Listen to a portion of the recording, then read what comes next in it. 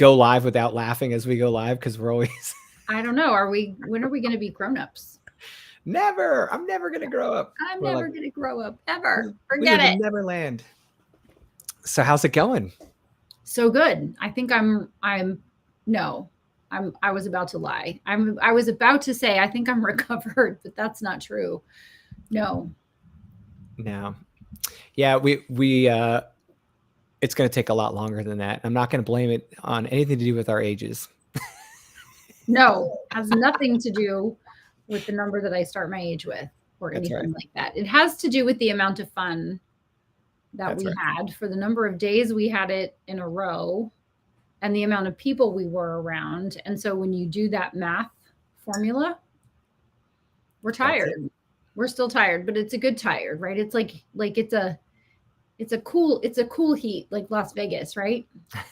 It's a cool, what do they say? It's a dry heat, so it doesn't affect you. It's like Dry heat. liars, all of them. So it's a Yeah, good that tired, if there is such a thing as a good tired. What are you doing? How are you?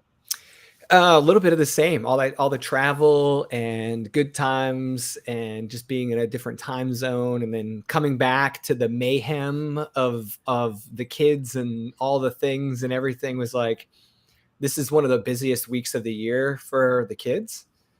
So Tammy and I basically live this entire week for their schedules. So it's kind of Oh, crazy. Like we actually are not going to be able to breathe until next Monday. oh.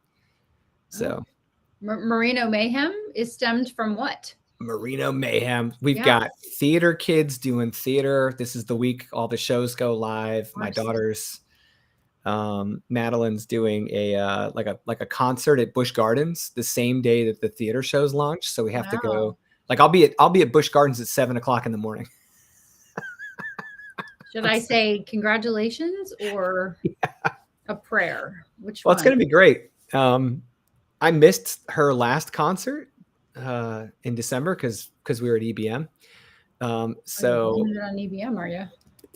yeah, so I literally told my only daughter, I love you, but I have to go to Nashville. I'll see you in June. No, just kidding. Wow. Kidding. Perfect. I'll check my mailbox for Yeah. packages. Yeah, so that's been like what's going on here at the house. It's just been a little bit of craziness with that. And it's a blessing because it's that time of our lives when we're able to have these types of things eating up our schedule. So we're enjoying it, but it is a bit beat me up-ish. Yeah. And the trip last week was awesome. So What was your favorite part? well, just getting to see everybody. So I spend so much time doing this and speaking with people on video that it's just nice to be together, you know? Yeah, it was funny to see you in person starting at trivia. I was like, oh, you're a real person. Yeah. So for those that don't know, I traveled to Nashville last week and Honore hosts a very awesome gathering once a year. And I was able to take part in that. It was great. Yeah, we have an annual crawfish boil. And for those of you that are Yankees or who are not in the loop, I was not in the loop for a good part of my entire life.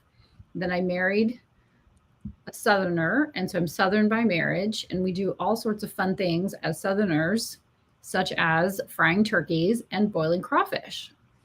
Yes. So a crawfish boil is just a big, fun opportunity to have a good time with friends. And I see your dad. Hi, Charlie. You said Um, Yankee. oh, well, but I didn't know. I mean, I wasn't saying it as a bad thing, although some people would, right? I Yeah. was just saying, like, when I was first introduced to Byron, the woman who introduced us says, and he fries a turkey for Thanksgiving. And I was like, women don't eat fried food. What are you talking about? Like, I don't eat fried anything. Why would we fry a turkey? And then I had the fried turkey, and then I had unfried turkey, which was a reminder of why we have the fried turkey. And then we had a crawfish boil, and the crawfish boil is just fun because it's an unbelievable amount of work, Mhm. but it is the most wonderful, fun, laid back thing. It's kind of client appreciation, neighbor appreciation, friend appreciation, bring everybody together, and everybody just comes super casual. It's not a dress up thing. It's more of a check yourself for ticks after it's over kind of a thing, right? Like Yeah. how many did you get? Yeah, which I'm happy to report the count was 0. Oh, good. Excellent. Perfect. And you know, all the things that go into setting it up for the day, and making sure everyone we want to be there is invited, and then it's over, and you look around and there's still all the things that have to be done. Charlie, I really hope you're able to come next year. Yeah, we'll get Lucas for details. We'll get him on the calendar early. But again, victim of children and all the things. Right. No, it makes a baby shower. Total sense that it may not make sense. They ended up at a baby shower, and I can guarantee you that the baby shower was a good time because I know the people that were throwing it, but probably wasn't as much fun as the crawfish. Hey, Tony, I was just thinking about you. Hey, now. How are you? How are you? There he is. Tony. Yeah. So, Tony, do you know about crawfish boils? Are you a seasoned boil veteran? He's out in LA, though. Also, I was peeling shrimp, so I don't particularly like the taste of crawfish, much to my husband's enduring sadness. Although I don't think he should be sad, because if he doesn't eat dark chocolate, then I get to eat all the dark chocolate. So I think that the reverse is also true. Like there's more crawfish for him. Anyway, He boiled some shrimp for me, and it wasn't peeled, right? So I had to peel the shrimp, and I was complaining about that. And my mother-in-law said, you know, you have to work for it. I'm like, I worked for it at my desk. I already did the work. It should just be ready for me to stuff in my pie hole. But she did make some fresh cocktail sauce, which was excellent. So I have a jar of my mother-in-law's cocktail sauce in the refrigerator. And then you missed it, Lucas. You missed the shrimp and potato and corn bisque that I made. And by me, I mean Byron. Because he just threw it all in the Instant Pot, and oh my gosh, absolutely fantastic. So, Tony, crawfish is just like shrimp, like baby mini tiny lobsters, sort of. And so you peel out the yummy goodness, and then you eat it, or you dip it in something, either. Well, I was getting ready to say, I mean, if you were voicing your dissatisfaction with having to peel shrimp to people that were literally peeling crawfish for like 8 hours. I know. You weren't boiling it for 8 hours, though. No. No. And I did have the shrimp. I mean, it's a choice. It's a choice, to be fair. We could have had a pizza. We could have had a pizza party. I mean, to be fair, all the work. We got the boiler. We have the swimming pools. I mean, we've got the rinsing buckets. We put up the 32 by 20 tent. I mean, it was a whole thing. And I'm just going to say the secret winner, by the way, is still the brisket. Oh, the secret winner is the brisket. Yeah. I'm sorry. He's never going to be able to give that up at those events, because you know how many people were looking for that brisket? They were like, hey, is there any more brisket? And I'm like, I don't know. And then I went and snatched the brisket like shreds that were like stuck to the pan. I was like scraping them off to eat them. Were you like turning the pan inside out and licking the pan? I had a lot of people come up to me and say that was the single best brisket I've ever had in my life. Like, so now I had one guy say, I'm going to just forego brisket, and can I please be invited back next year? And I just will go without, we're in the South. Like, you can have brisket all the time. It's like, no, I'm not going to have any brisket till next year. That's it. So, Byron, if you hear this, I know it's like breaking your heart right now to think about doing both the brisket and the crawfish again next year, but sorry, dude, you're going to have to do the brisket again. Well, he did make the brisket before, so we changed the strategy a little bit. And so I think we're going to have to, I think we're just going to have more friends come help more. So, don't feel any pressure, book your ticket early. And next year I'll plan it in a way where I can actually I would love to learn how to help him with that brisket, because if that's what it takes to make the brisket happen, I'm Uh-huh. there. And the other thing is, by the way, best smell of cooked meat I've ever experienced in my life was when he took that out of the cooker the night before. I was like, oh my God, we have to eat this right now. And we weren't able to touch any of it. No. But like that right there just sealed the whole trip for Yeah. me. It's just, I didn't even get to eat it. It was Oh, just like, what's happening? What's happening in the foil? What's happening? oh my gosh, that was Yeah. insane. And so Well, that's you'll right be before. having some in June. Yeah, well, I don't know. Are we? Yes. Oh, yes. Yes. Yes. Gotcha. I think that's why half of EBMs comes back, right? Is they're like, Right. the instructor's okay. We might make some extra money, but really, Really, it's about the brisket. So really, it's about Byron's brisket in June. That's why we're coming. yeah, so for people that don't know, Honore hosts the Empire Builders Mastermind, and it is a collective group of entrepreneurs, and we meet on site as a group twice a year. Yep. And the June meeting is always like the most, I guess you could say Fattening. it's like, what's that? Fattening. Well, that's the one where it's like, it's brisket time, you know? Because December's a little bit different structure, the event. It's the year kickoff and everything. Yes, it's the working meeting. This will be, although we're going to work this year in June. Yes. We're going to work in June, but we're going to eat like it's our job 3 days in a row. Yes. So, yeah. So we're going to cool places. We're eating cool meals, and we end with brisket at Shea Quarter. So, awesome. Yeah. Yeah. It's a good time. So obviously, yeah, there you go. There's Jen. Hi. There's Jen. I'm coming for the brisket. See, we're not making it up, folks. It's a real thing. And Jen, thanks for, hanging out the whole time with me and like getting to see your son. It was so good to see Aiden. And man, that kid is cute. It's almost like one of those things where the kid is so cute, you don't want him to grow up because he's not going to be able to compete with his current self in the future. Yes. My favorite line of the weekend was, Mom, I need power and chargers ASAP. That was my favorite line. I need it ASAP. Like ASAP. I mean, when a 10-year-old says ASAP, you're like, okay, I'm on it. Let's do it. Yeah. Yeah. It was really cool. And he is just adorable. So it was, what am I doing? I'm like hitting all kinds of buttons several times. So what kind of projects are you working on right now?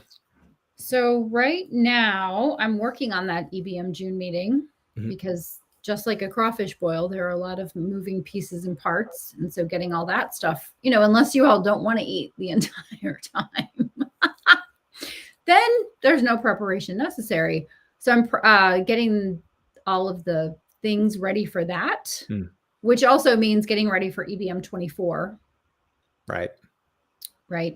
And my next book, Write Your First Nonfiction Book, is with Catherine Turner, the proofreader in Ireland. So it's getting a bit of an Irish polish. And so that will come out the last Monday in June, which I think that's June 26th. Yeah. How exciting. Which is the day before the meeting starts, right? I don't know what I'm doing, launching a book the day before. Oh, the same week? Yeah. Yeah. Can I persuade you to move that date forward a week? No, because then the following week is July the 3rd. No, I mean, like you'd have to move it forward. You'd have to move it earlier, right? You couldn't move it later because of the 4th of July. I already have such a short runway on it right now. I'm good. Right. It's good because, launch week is not when you're doing things. It's before the book is launched that you're doing things. So it's the week before that I'll be extra busy. And then I won't be able to worry about what's happening with it because it'll be out and I'll be focused on all y'all, which is plural for y'all. Use. Well, it's Utes and youths, right? Remember from My Cousin Vinny? Yep. So I'm working on that, the companion journal for that. And then there will be a course. All of those things will be coming in relatively short order. And then with any luck, there will be a couple of other things that will have commenced in the meantime, book projects, aspiring authors I'm in conversation with. Mm-hmm. And then I'll be on vacation. Excellent. Then I'll take a bit of a break, which is dangerous when it comes to me, because all I do, when I take a break, then all I do is like say, I have this idea and this idea and this idea. Yeah. So getting me out of the game and onto the sidelines with some extra meditation means that I have all the ideas, which is why I'm so busy this year, because this time last year, I was like, let me think about all the things that I want to do. So, well, when you told me about your publishing schedule earlier in this year, because we were sharing our 23 goals, I was like, oh my gosh, what happened? She's gone crazy. Yeah, that's what Holly said too. Holly was like, you're insane. But I have decided to delay one book at least a year. And the other book I've pushed from September to January. So my my May book became my June book. My July book became my probably June of 24. And then my September book will publish in January. Nice. So I've given myself a nice break, because I will have had 3 big projects come out. Right. 3 big and 3 little. 3 big and 3 little, plus the courses. And I think that's enough. I can take my foot off the gas for a minute and breathe a little bit. Yeah. And also you have another book coming, which I'm sure I'll get my fingers in a little bit too. So tell me what you're working on. Well, I'm trying to, I hope Karen's listening to this. I'm trying to finish up. She's not. She's at Kent's retreat. Oh, that's right. Yeah. Okay, I'm safe. Yeah, you're safe. You can say whatever you want, because Karen's not going to see it, at least for like till next week. Yeah, when she sees this and hears this, she'll actually have my manuscript in her hand, so we'll be safe. You'll be out of jail.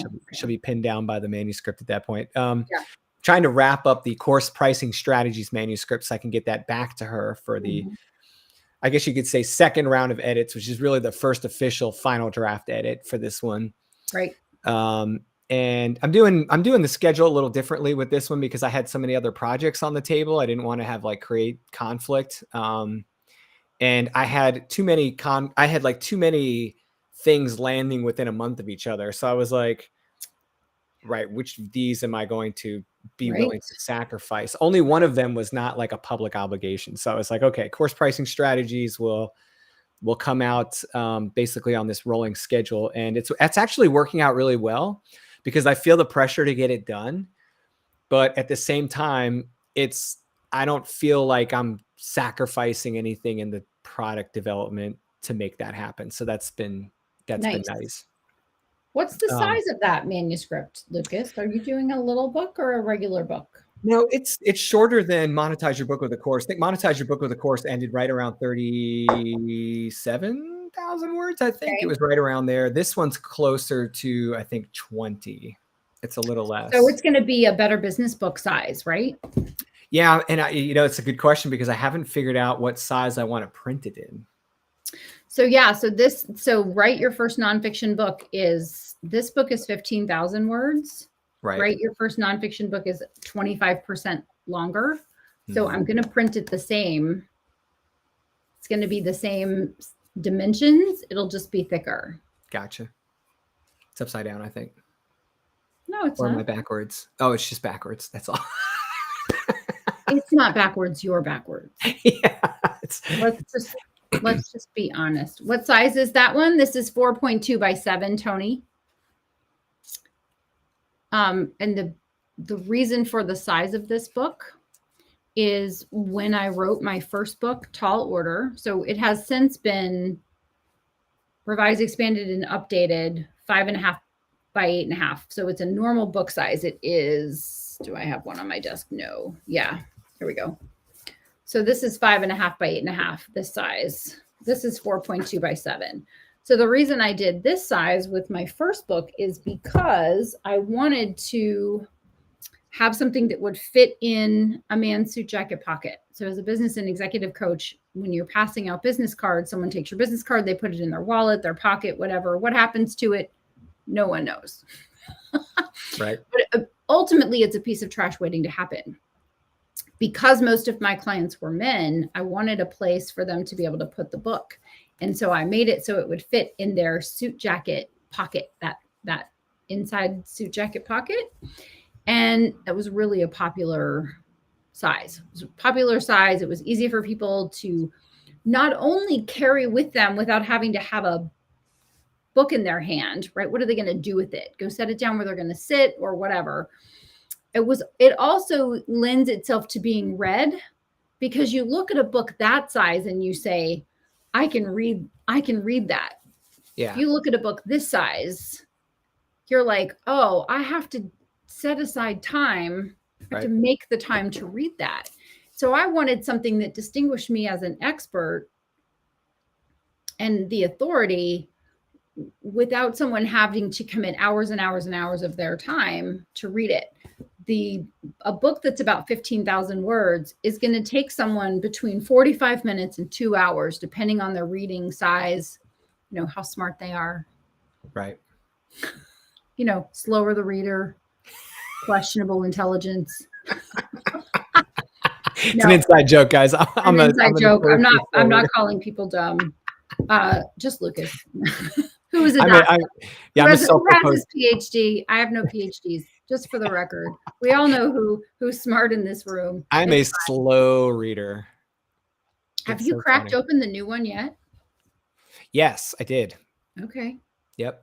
But I've strategically placed your book in my schedule for the week. Oh, that's nice. I didn't want you to feel like you were going to be a part of the schedule, but it has absolutely become a part of the schedule. So on Friday, I have to man the t-shirt table at the high school. Okay. Theater, right? So that'll be fun. I've got a whole show's worth of time to sit there, and I'm bringing your book. And that's how are you? Did you print it? No, I'm doing it electronically. Okay. Yeah. All right. Yeah. So that's one book. And then of course I'm working on the fiction series, which by the way, if you've never written fiction before, boy, what a blast. But doing 3 books in a series and arcing all 3 at the same time because there's so much interdependence. Right out of the gate, J.K. Rowling. Oh my God. Well, I'm glad that you recommended I get in touch with Zach Bohannon early, because Zach and I have been able to take the time to arc it properly. And I couldn't imagine trying to do this part quickly and still come up with the same quality. Yeah. Without sacrificing the quality of the story. Yeah. I don't care what anyone says. It takes a while to kind of sit with that. And I think a lot of people do that while they're writing.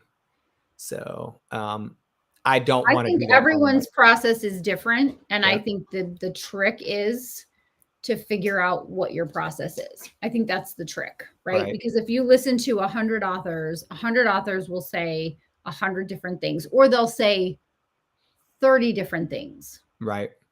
Right. There's a pantser, there's a planter, and there's a plotter, right? Or there's a pantser, a plotter, and a planter. I'm a planter, right? I kind of plot a little bit, and then I pants a little bit, and then we end up with something. Right. And this is different than for me, at least, because of the way I've done my nonfiction. It's been outline driven and then right into it. And then I plug in the holes where I see them after I've built out the first revision of the book or the first edition of the manuscript. And it's been a bit different with this because they're complex. It's a pretty straightforward linear story, but it does have some going back in timeness to it. So I've got I had to make sure I built the layers properly, I guess, so that the cake comes out in the right order. Yeah. Awesome. I love it. And I had to fight my natural tendencies as a story writer to do certain things that probably weren't going to make the story as good as it can be. So I had all kinds of terror and madness involved in this thing at first, and I've had to change the way I'm approaching some of that. So interesting. yes. So, It's and going to it's be actually going to be a better story by doing that. It's going to be so fun to celebrate that with you for sure. Yeah. Thank you. So, okay. And then the last thing we've both been working on has been the EBMC, right? So you and I have been building out our calendar for the community. We've got, guys, I'm telling you right now, if you're not in the community yet, you're going to want to go check it out, because we've been plotting your professional development without you. We're talking live sessions, highlighted courses for the month with challenges and the whole deal. So we're really trying to make sure we can build something that'll be really fun for you to do with a community of like-minded entrepreneurs, and give you access to some courses that are really helpful. So yep. All the things. That's all the stuff. But this is obviously part of growing as an entrepreneur, right? Like you wouldn't get into that world and do something like that if you weren't trying to grow as an entrepreneur.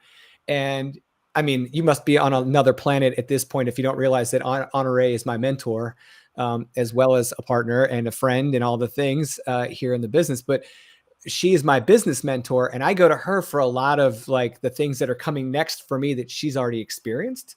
Because even though I'm years into this, I'm not as far into my journey as an entrepreneur as she is in her, especially in this world. It's a different world than the world I came from and the world I existed in as an entrepreneur. Yep. And so today's topic about buying back your time as a business grows is something that we all experience and live, but we deal with it in different ways. And Honore, I'm just grateful that you're willing to share some advice on that today, because I've been going through quite a bit of this for the last 2 years. Yeah. Right? Yeah. I think what I observe, and I think this is the best place to start with this conversation, is that people think that they have an unlimited amount of time and a limited amount of money. Right. And so they're fine saying, oh, I just want a few minutes of your time. Or can I just pick your brain about something for 5 minutes? And I have drilled down my annual goal, what every single minute is worth.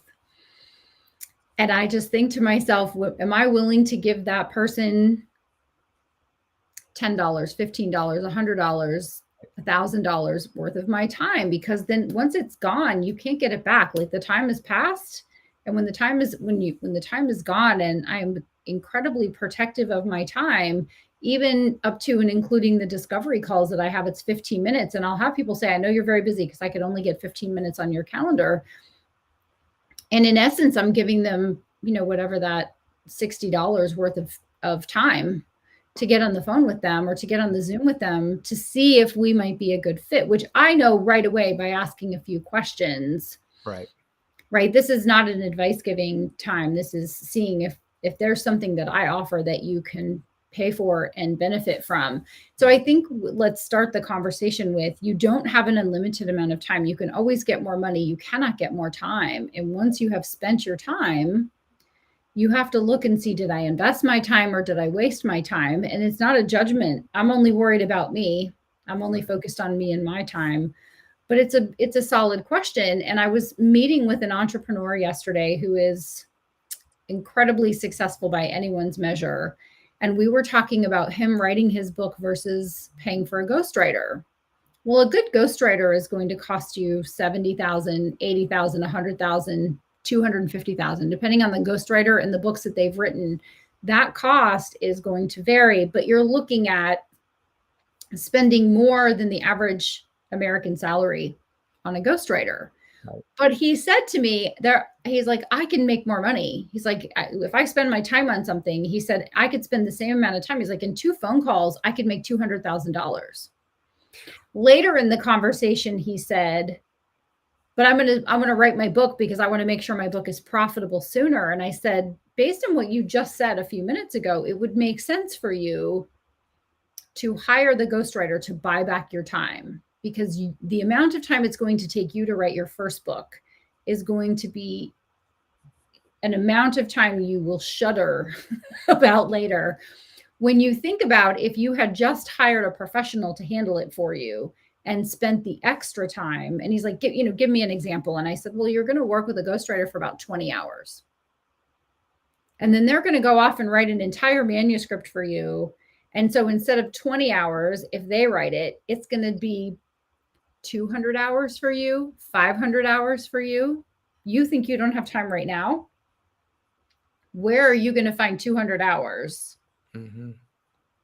So I said, you should buy back your time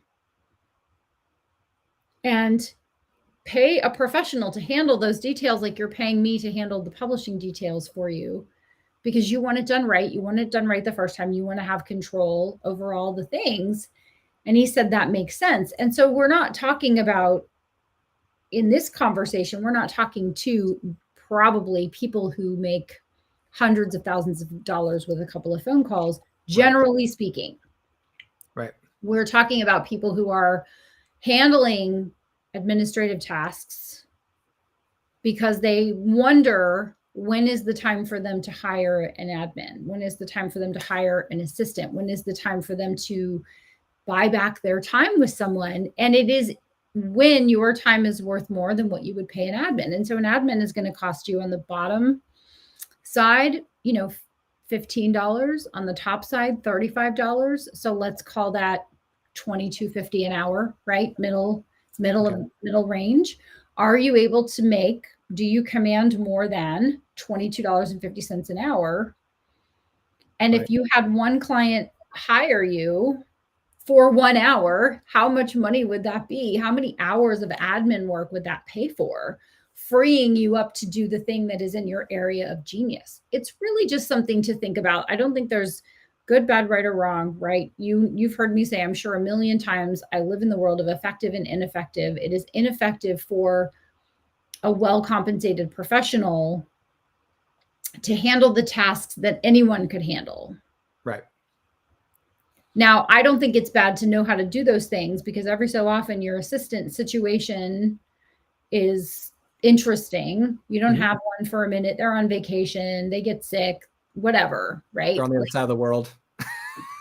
They're on the other side of the world. They're not available at the time you need something done. So having the skills or knowing how to figure things out is different from you just saying, oh, I'm just going to do this myself. Right. So hiring and finding the right person, which is not this conversation, it's something we could talk about at another time, is also a strategy. But I think it's really just turning people away from them thinking that the sun is their time and they have plenty of this, always plenty of time, always going to have plenty of time. You're not always going to have plenty of time. Right. Right. And you need to do the thing that moves the needle. Right. Well, I was going to say there's an opportunity cost, right? Yep. So it's not always just about like, when you start thinking about what's your time worth, I've had people tell me, well, I'm not going to rack up that many coaching clients. So even though I charge that much an hour for coaching, I don't charge that much for clients. And I go, yeah, but what would you have been doing during that time that leads to you getting those coaching clients in the future? Right. So you give up marketing or promoting or calling somebody that would eventually lead to a relationship that might lead to an agreement.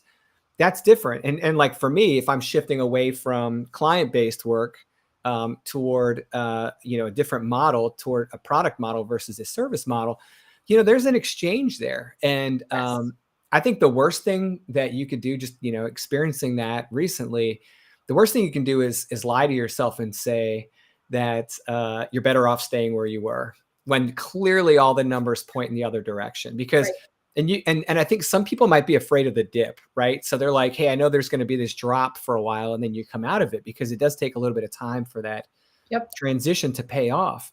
But you've got to train them. You've got to train them how you want things to be done. You have to correct, there is going to be some course correction. Right. But once they understand what to do and you teach them how to think, then they will think for you.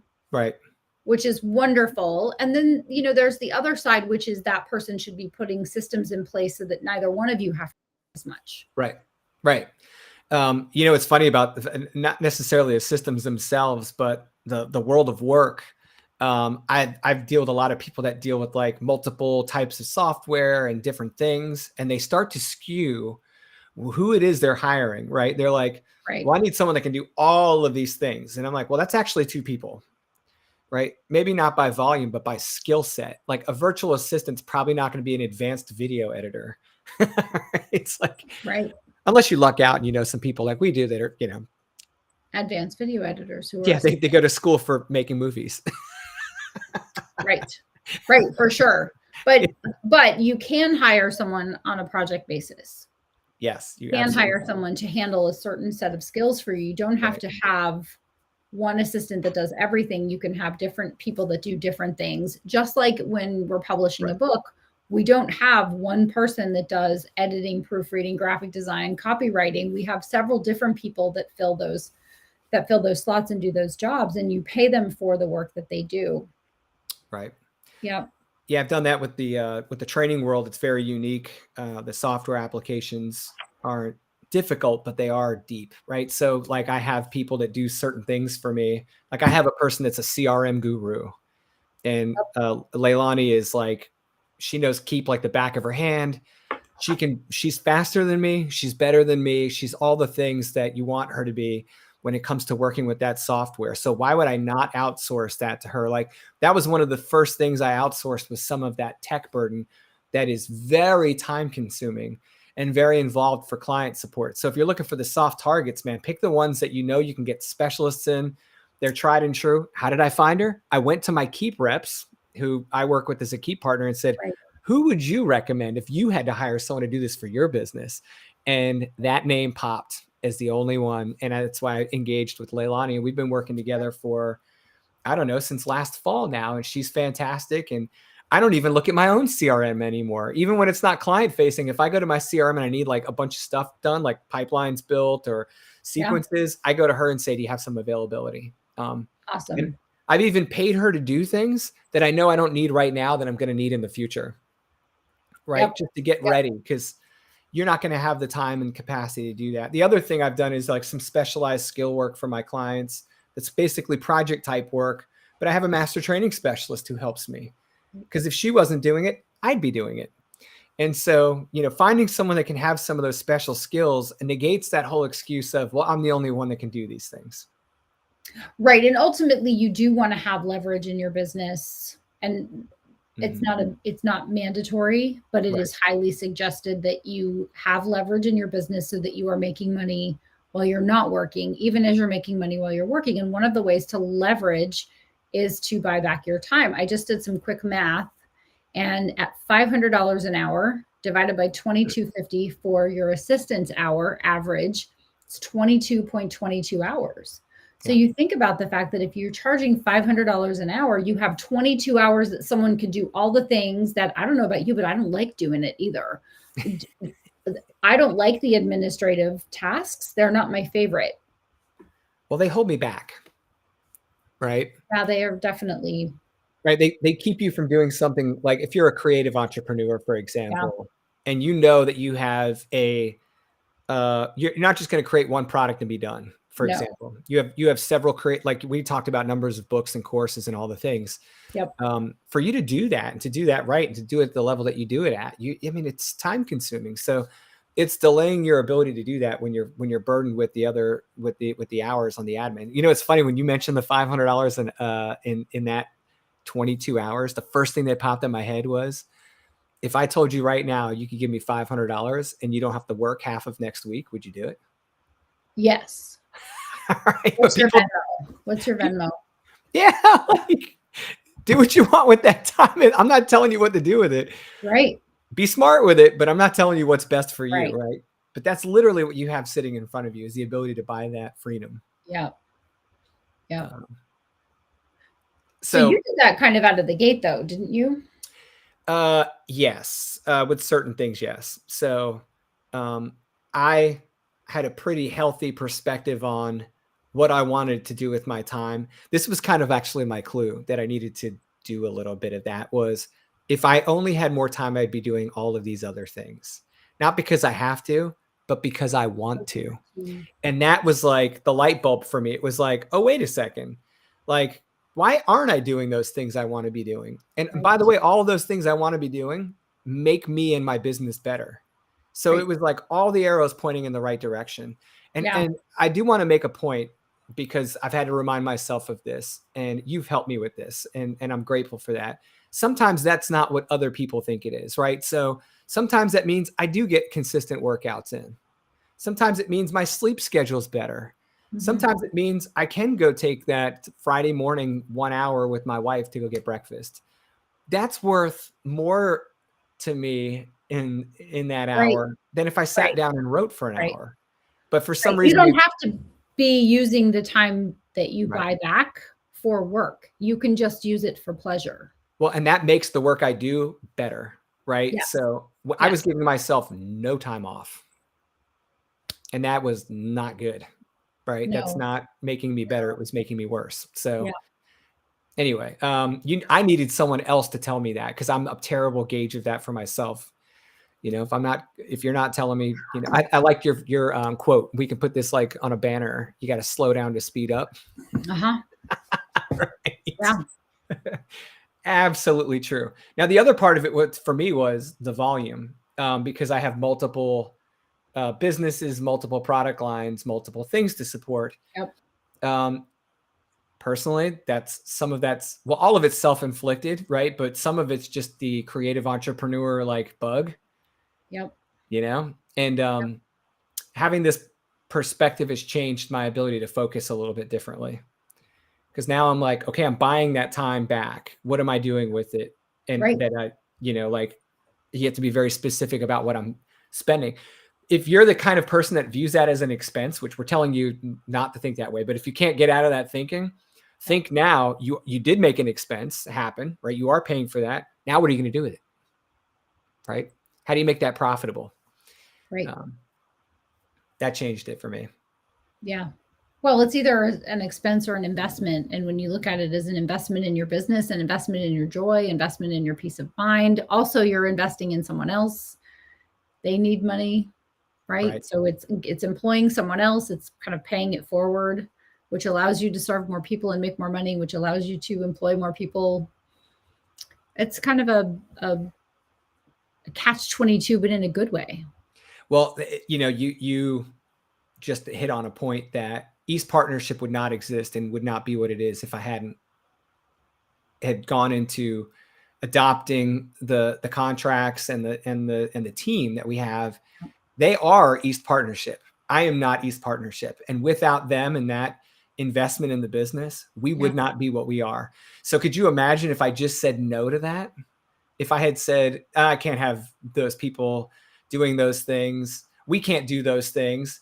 I said we. Like, I don't want to do we. I want it to be me. Like, that would not work. It wouldn't be what it is. Right. Yeah. Right. Now, on the flip side of that, we have seen people grow something that they didn't want or grow in a way that wasn't healthy for them. Yeah. And you've seen it with your client work. I've seen it with my client work. I've been very cautious about doing that with my own business. You've been very cautious about doing that with your business. Yep. That is a real thing.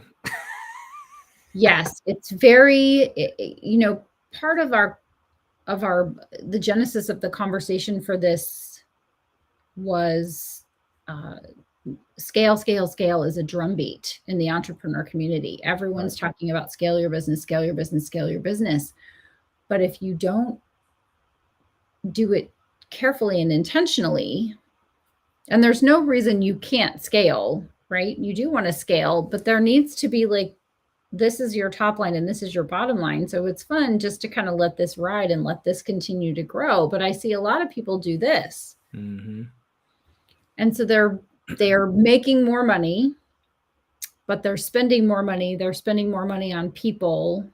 They're growing their organization. And is it impressive to say, I have 800 employees and I have blah, blah, blah, blah, blah, blah, blah. But it's like, if at the end of the day, your profitability is this much, I like a 90% profitability myself. Yeah. Right? Like, sweet.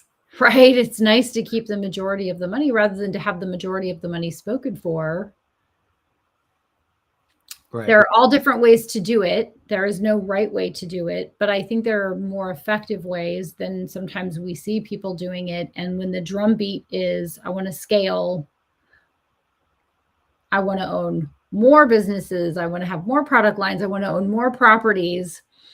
It's kind of like, I know several of my wealthy friends have multiple homes.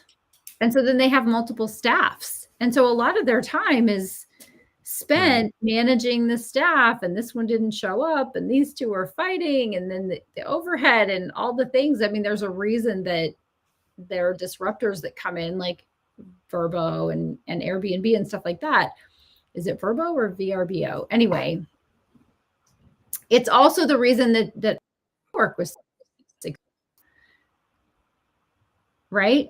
Because when you recognize the true cost of something, and when you start the month and you're 50,000 or 150,000 in the hole, right? Right. It's like they say at the beginning of every year, there's like Independence Day or something, March something is the day that you work from January 1 until March something before you're profitable. Right. Right. Before you start to earn your own money, like you pay the government first, and it's those first 2.5 or 3 months. I forget what the date is. It's sometime in March or April. Yeah. So when you think about that, when you start every year and you're like, I'm just working for at least 60 days just to pay for my tax obligation. A lot of people do that to themselves in their businesses. They wake up and they don't have a line of sight to, this is my projected revenue. These are my projected expenses for the month. That's good. This is good. This is good here. This is good here. Right. So if you don't do anything, you have more than enough to cover what your expenses are. But a lot of people do this. My projected revenue is this. My projected expenses are this, or my fixed expenses. My fixed projected expenses are this. And so you're starting behind. And you're just running to catch up the whole time. And I think that's dangerous. One of the ways to do that is to increase your likelihood of being profitable by buying back your time and getting rid of the things that you don't like to do that are task items that almost anyone can handle. Right. Anyone can schedule an email. Not everyone can write an email. Right. Well, can you talk a little bit about that? Because that's something I've never outsourced down to that level with my own business, meaning like I've never had a full service VA in my business. Can you talk a little bit about how to let go or how to manage that, I guess is a better way to say it?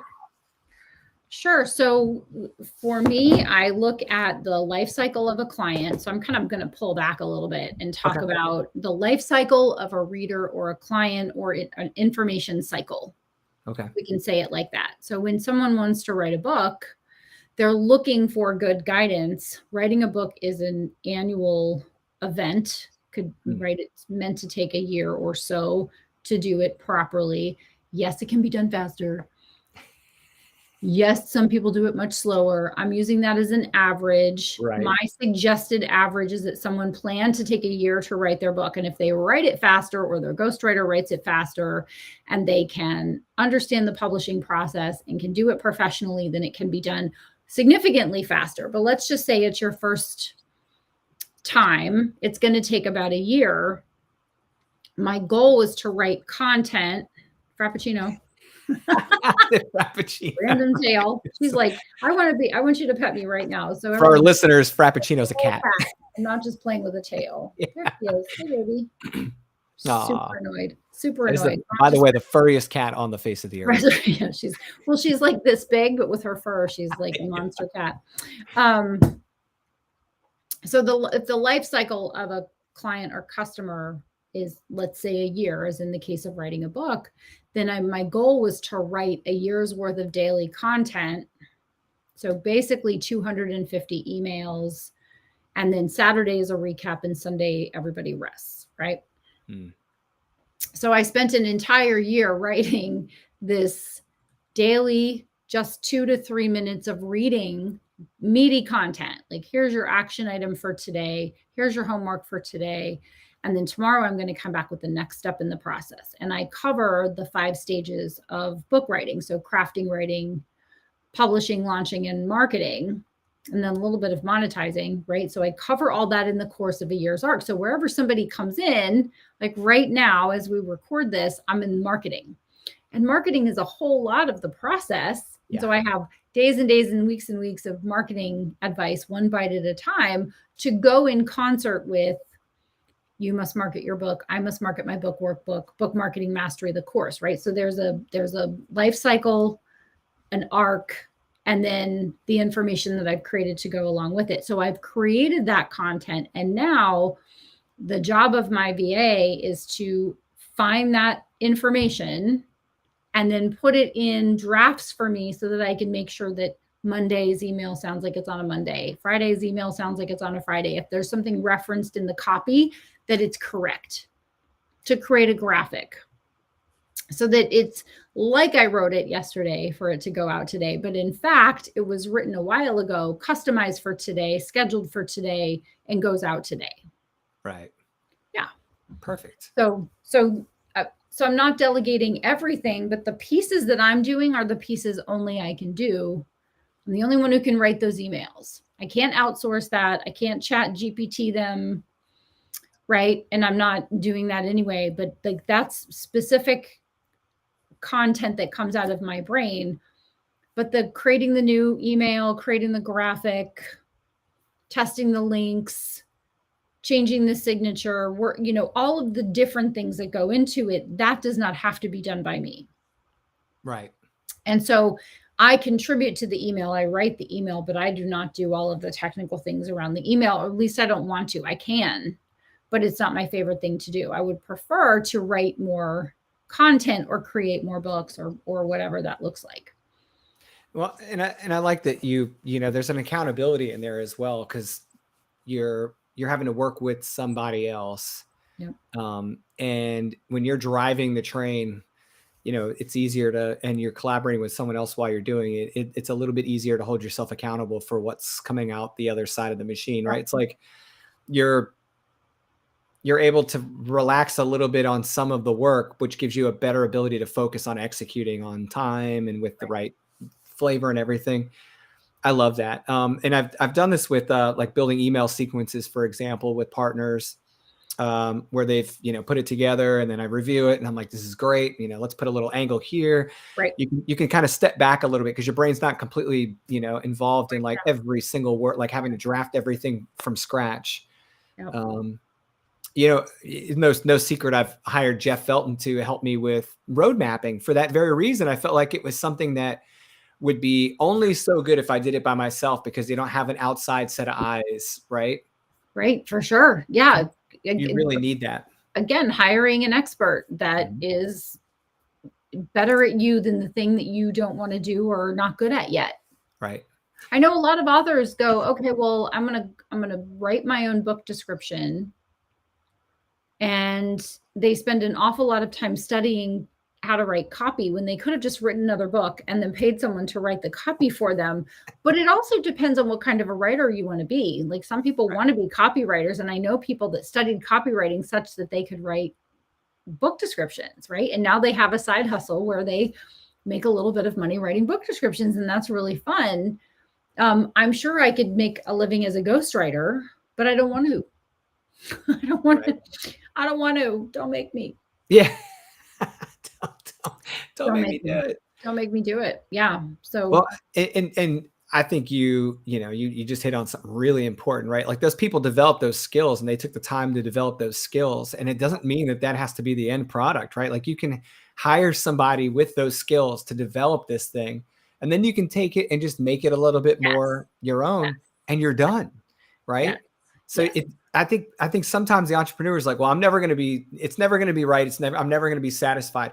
But dude, if you just saved yourself like 2/3 of the work, you end up doing 1/3 of the work instead of all of it to make it exactly what you wanted. That's good too. Like it doesn't have to be a total solution.